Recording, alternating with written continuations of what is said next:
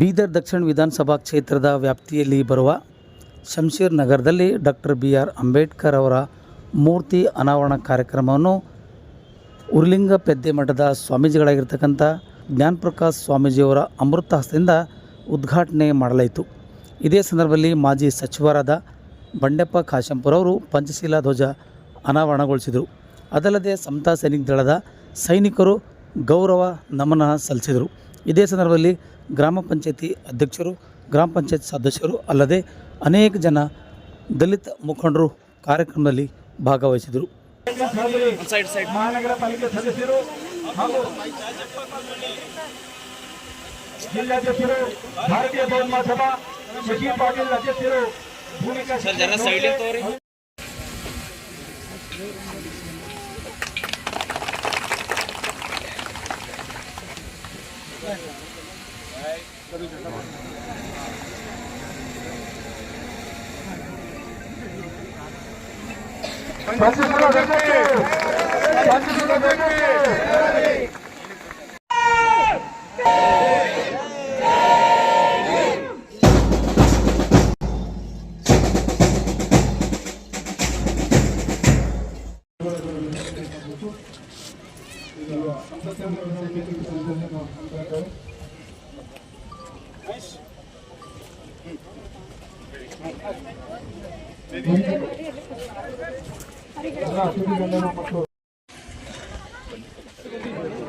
ಬಂಡೆಪ್ಪ ಕಾಶೆಂಪುರ್ ಸಾಹೇಬರು, ಅದೇ ರೀತಿ ನಮ್ಮ ಬಂಧು ಬಾಂಧವರು ಈ ಕಾರ್ಯಕ್ರಮದ ಭಾಗಿಯಾಗಿ ಉದ್ಘಾಟನೆ ಕಾರ್ಯಕ್ರಮಕ್ಕೆ ಬೆಂಬಲ ಕೊಟ್ಟು ಉದ್ಘಾಟನೆಯನ್ನು ಮಾಡಬೇಕಂತೇಳಿ ತಮ್ಮಲ್ಲಿ ಕೇಳಿಕೊಳ್ಳುತ್ತಾ ಬಾಬಾ ಸಾಹೇಬ್ ಅಂಬೇಡ್ಕರ್ ಅವರ ಭಾವಚಿತ್ರಕ್ಕೆ ಮಾಲಾರ್ಪಣೆ ಮಾಡಲಿದ್ದಾರೆ.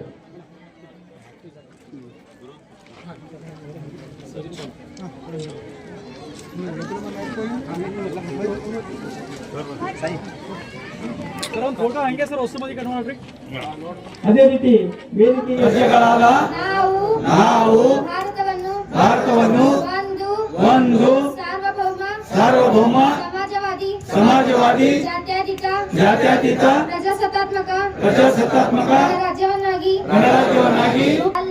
ಎಲ್ಲ ಪ್ರಜೆಗಳಿಗೆ ಸಾಮಾಜಿಕ ಆರ್ಥಿಕ ಮತ್ತು ರಾಜಕೀಯ ನ್ಯಾಯವನ್ನು ವಿಚಾರ ಅಭಿವ್ಯಕ್ತಿ ನಂಬಿಕೆ ಧರ್ಮ ಮತ್ತು ಉನ್ನತಿಯನ್ನು ದೊರೆಯುವಂತೆ ಮಾಡುವುದಕ್ಕಾಗಿ ವ್ಯಕ್ತಿ ಗೌರವ ದೇಶದ ಏಕತೆ ಮತ್ತು ಸಮಗ್ರತೆಗಾಗಿ ಎಲ್ಲರಲ್ಲಿ ಭ್ರಾತೃತ್ವ ಭಾವನೆಯನ್ನು ಮೂಡಿಸುವುದಕ್ಕಾಗಿ ದೃಢ ಸಂಕಲ್ಪ ಮಾಡಿ ನಮ್ಮ ಸಂವಿಧಾನ ಸಭೆಯಲ್ಲಿ 1949ನೇ ಇಸ್ವಿಯ ನವೆಂಬರ್ ತಿಂಗಳ 26ನೇ ದಿನದಂದು ಸಂವಿಧಾನವನ್ನು ನಮಗೆ ನಾವೇ ಅರ್ಪಿಸಿಕೊಂಡು ಅಂಗೀಕರಿಸಿ ಶಾಸನವಾಗಿ ವಿಧಿಸಿಕೊಂಡಿದ್ದೇವೆ. ಜೈ ಭೀಮ್, ಜೈ ಸಂವಿಧಾನ. ಯಾವ ತರ ನಾವು ಜೀವನ ಮಾಡಬೇಕು, ಯಾವ ತರ ನಾವು ಆರ್ಥಿಕತೆ, ಯಾವ ತರ ನಾವು ಸಮಾನತೆ ಇರಬೇಕು ಅಂಥೇಳಿ ಬಾಬಾ ಸಾಹೇಬರು ಸಂವಿಧಾನ ಮುಖಾಂತರ ನಮಗೆ ಹೇಳಿಕೊಟ್ಟಿದ್ದಾರೆ. ನಮ್ಮ ಕರ್ತವ್ಯ ಇದೆ. ಇಡೀ ವಿಶ್ವದಲ್ಲಿ ಎಲ್ಲ ದೇಶಗಳು ತಗೋರಿ, ಮುಂದುವರೆದ ದೇಶಗಳು ತಗೋರಿ, ಎಲ್ಲ ದೇಶಗಳು ತಗೋರಿ, ಎಲ್ಲರಿಗಿಂತ ಶ್ರೇಷ್ಠ ಸಂವಿಧಾನ ಯಾವುದರ ಇದ್ರ ಅದು ಬಾಬಾ ಸಾಹೇಬ್ ಅಂಬೇಡ್ಕರ್ ಅವರು ಬರೆದಂತ ಭಾರತದ ಸಂವಿಧಾನ. 30 ವರ್ಷದಿಂದ ಬರ್ತೇನೆ. ನೀವು ಮೊದಲು ಯಾರಿಗೋ ಒಬ್ಬರಿಗೆ ಐಎಎಸ್ ಮಾಡಿದ್ರಲ್ಲ, ಅವ್ರು ಹುಮನಾಬಾದ್ ಯಾರವರು, ಅವ್ರಿಗೆ ಸನ್ಮಾನ ಮಾಡಿದ್ರೆ ಯಾವ್ದೋ ಚೌಟ್ರಿನಲ್ಲಿ ಅನುರಾಗ್ ಅಂತ KSRTC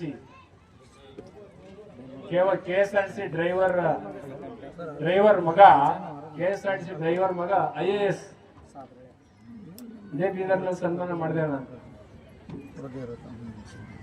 ಆ ತರ ವರ್ಷಕ್ಕೆ ಒಬ್ಬೊಬ್ರು ಇಬ್ಬಿಬ್ರು 3 ಜನ ತಯಾರಾಗ್ಬಿಟ್ರೆ ಬಾಬಾ ಸಾಹೇಬ್ 100ಕ್ಕೆ 100 ಬೀದರ್ನಲ್ಲಿ ಜೀವಂತ ಇರ್ತಾರೆ, ಇಲ್ಲೇ ಜೀವಂತ ಇರ್ತಾರೆ. ಆ ಜೀವಂತ ಇರ್ತಕ್ಕಂಥ ಕೆಲಸವನ್ನ ನಮ್ಮೆಲ್ಲ ಸಂಘಟನೆಗಳು, ಸೋದರರು, ನಿಮ್ ಜೊತೆಲಿ ನಾವು ಇರ್ತೇವೆ. ನಮಗೀಗ ಏನಾಗಿದೆ, 50 ವರ್ಷ, ನಮಗೊಂದು ನೋವಿದೆ, ದುಃಖ ಇದೆ. ಅಂಬೇಡ್ಕರ್ ಕನಸು, ಅದನ್ನ ನನಸು ಮಾಡದೆ ಸತ್ತೋಗ್ಬಿಟ್ರೆ ಬಹಳ ಕಷ್ಟ.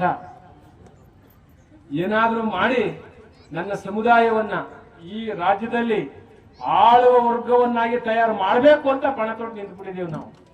ನನ್ನ ಸಮುದಾಯ ಅಟ್ಲೀಸ್ಟ್ ಆಳುವ ಸಮುದಾಯ ಆಗಬೇಕು. ಅಣದೂರಾಗ್ಲಿ, ಅಮ್ಮನಾಯಕಳ್ಳಿ ಆಗ್ಲಿ, ಹಳ್ಳಿಕೇಡಾಗ್ಲಿ, ಇದಾಗ್ಲಿ ಒಂದು ದೊಡ್ಡ ಯೂನಿವರ್ಸಿಟಿ, ದೊಡ್ಡ ಲೈಬ್ರರಿ, ಡಿಜಿಟಲ್ ಲೈಬ್ರರಿ, 40 ಜನ 120 ಸ್ಟೂಡೆಂಟ್ಸ್ಗಳನ್ನ ಇಲ್ಲಿ ಬ್ಯಾಚ್ ವೈಸ್ ಮಾಡಿ ಟೀಚಿಂಗ್ ಫ್ಯಾಕಲ್ಟೀಸ್ ಶುರು ಮಾಡಿದ್ರೆ ಖಂಡಿತವಾಗ್ಲೂ ಅಂಬೇಡ್ಕರ್ ಜೀವಂತ ಇರ್ತಾರೆ. ಏನಂತಾರೆ ಮೇಡಮ್ನವ್ರೆ, ಏನಂತೀರ? ಅಕ್ಷರಸ್ಥರ ನೀವೆಲ್ಲ ಪೆನ್ ಹಿಡ್ಕೊಂಡಿರೋರು, ನೀವೊಬ್ಬರೇ ಪೆನ್ ಹಿಡ್ಕೊಂಡ್ಬಿಟ್ರೆ ಎಲ್ರಿಗೂ ಪೆನ್ ಹಿಡಿಸ್ಬೇಕಲ್ಲ. ಹಾಗಾಗಿ ನೀವು ಡೆಡಿಕೇಟ್ ಮಾಡಿ ಅಂತಕ್ಕಂಥ ಮಾತುಗಳನ್ನ ಹೇಳಿ ನಾವೆಲ್ಲರಿಗೂ ಹೊಂದಿಸಿ ನನ್ನ ಮಾತಿಗೆ ವಿರಾಮ ಹೇಳ್ತಾನೆ.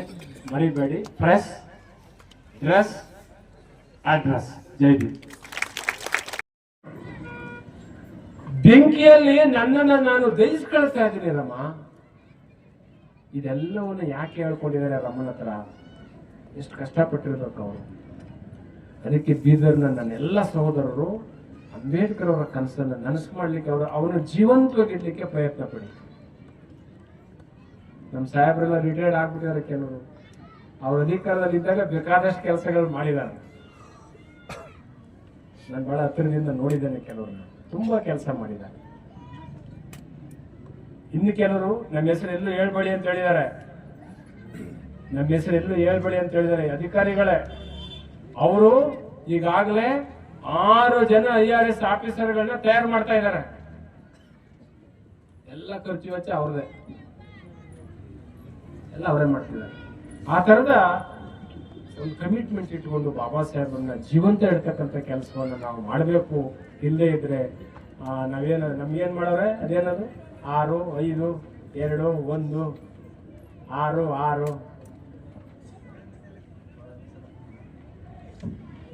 ಇದೆಲ್ಲ ನಮ್ಮ ತುಟಿಗೆ ಸಕ್ಕರೆ ಹಚ್ಚಿ ಹಿಂದೆಗಡೆ ಬೂಟ್ ಬಿಚ್ಚಿಗಳ ಕೆಲಸ.